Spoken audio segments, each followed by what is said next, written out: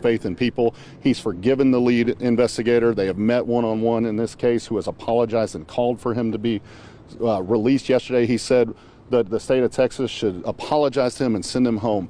This is a man who is not holding a grudge, but he is hopeful that the people with the power to act are going to act, and there's still time for one man to do that, and that's Governor Greg Abbott. So why do you think why do you think we're at this point? I mean, why do you think we're not stopping this?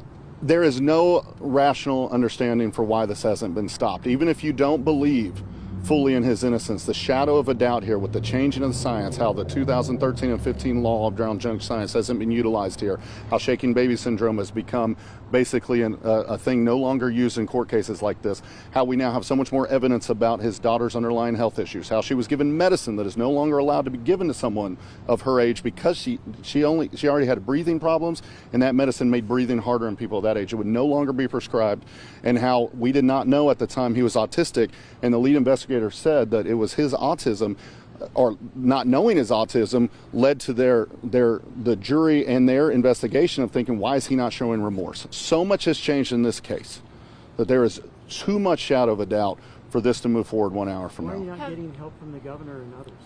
I can't speak for the governor, but I hope he's listening. I hope his team is listening. It's not too late to act, Governor Abbott, and we need you to do so and save this life. You have the ability to do a 30-day pause. Let's do that pause. Let's make sure that nothing bad and no mistake happens here today. Have officials here told you that things are paused, that they are not moving forward? We have not heard that yet. Sir, if he is executed, what is the message that sends to Texans? If he is executed today, then we have to question the entire justice system in the state of Texas. This is an innocent man. There's too much shadow of a doubt. This is an irreversible action, and it can't happen today, and it needs to stop. But again, there's still time for Governor Abbott to act. Could you state your name again, please? State Representative John Bucy from Williamson County. I am joined by Representative Lacey Hull. And we are here not just as the two of us, but over 80 members of the Texas House to sign a letter calling for this execution to not move forward. Did you just have this TRO granted? Do you think it's going to hold if the AG appeals? Look, I think the TRO makes a lot of sense. The Texas legislature has full authority to bring in a witness. We need Robert Roberson. We need him on Monday for this because he has firsthand account to know more than anybody else if the laws that we have implemented are being utilized properly. That's why there's legislative need for him to be there on Monday at the hearing. Representative, will you, if the director of TDCJ is in there and you come face to face with him and this execution is happening, will you verbally say you are acting in defiance of a court order? Will you make that clear to him in the moment? I think we will. We've been in communication with the director of TDCJ. He is here. We've been talking to him regularly. We will make sure that he knows about that court order, but I assume he will be aware of it, and we'll just have a conversation with him. He's been very hospitable to us when we came to visit Robert the first time and as well today. I don't think it's his decision to make. Right now it'll be the courts, the Office of the Attorney General, and the governor to make this final decision. Are you able to get clarity from him right now, like that they've paused? I have not gotten any clarity yet since arriving here. We walked in, he said we had time to talk to y'all, and we came straight over here. Can you ask? Yeah, well, because they're not really telling us. Yeah, I think, do we have any update, Representative Hull? Do you want to come over here? Yeah. This is Representative Lacey Hull out of Harris County. Hi there. Hi. No, Mind stepping forward a little? We don't have any clarity at this moment. no, we're still just waiting. Is the execution on hold? My understanding is it should be on hold based on what Travis County did. I know they're still working on paperwork, and there's a lot of moving parts at this moment. Right. Lacey, can you take a step forward? And what would the next step be? Representative, oh sorry. Next step is we're just waiting. Again, the paperwork still has to be done, and we know the AG's office is fighting this. We know that they are going to appeal, and so this is definitely not over. The TRO is a win, but this is far from over. What kind of message do you think that sends that the AG's office is fighting against the TRO and appealing it? It's very disappointing. Hearing what was said in that hearing was flat out lies. And if anyone is paying attention, if anyone has read all of the documents, even not just what the state has said, but what Robert's attorney has filed, and especially what took place in the House Criminal Jurisprudence Committee hearing yesterday, you would know that what was said in that hearing by the AG's office was a flat out lie. The Supreme Court of the United States, Justice Sotomayor, just released a statement essentially saying that Robertson is innocent, but the SCOTUS doesn't have the power to stop the execution, calling on Governor Abbott to stop it. What's your response to that? I just hope there are many different avenues right now for a pause button for Robert, and I would like any and all of those. So.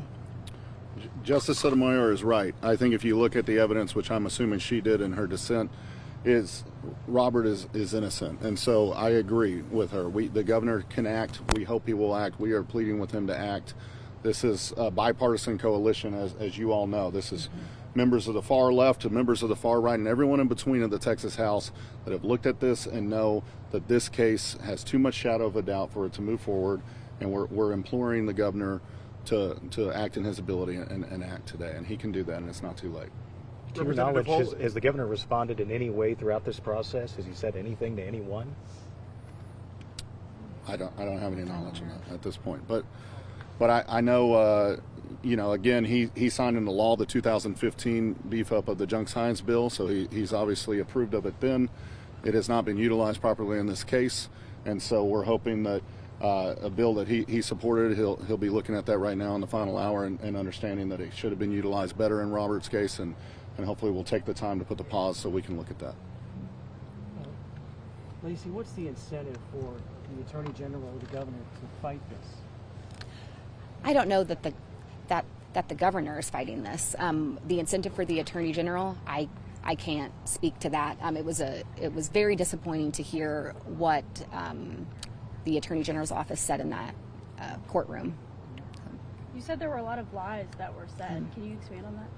Oh, that the case wasn't shaken baby when it absolutely was. And again, if anyone watched Brian Wharton, the lead investigator who came forward and said that they got it wrong, all of the medical experts, even the DA, and then Gretchen Sween, Robert's attorney, yesterday, if anybody watched all of that in the House hearing, you would know that all of that is flat out lies. It was a shaken baby case. There were lies about blunt force trauma, and even the exculpatory evidence of the CAT scans that showed that there was no blunt force trauma went missing in the basement of the courthouse for 15 years. Why was none of that shown to a jury? Why was it thrown out in any court setting as hearsay? Why was that never allowed? So we know that all of that the AG's office was saying was a flat out lie, and clearly they have not properly looked into this at all. Sorry if you already said this. The Attorney General is expected to appeal this TRO. How quickly can that happen? Can that happen tonight? Yes. Okay. But a timeline exactly, I don't know.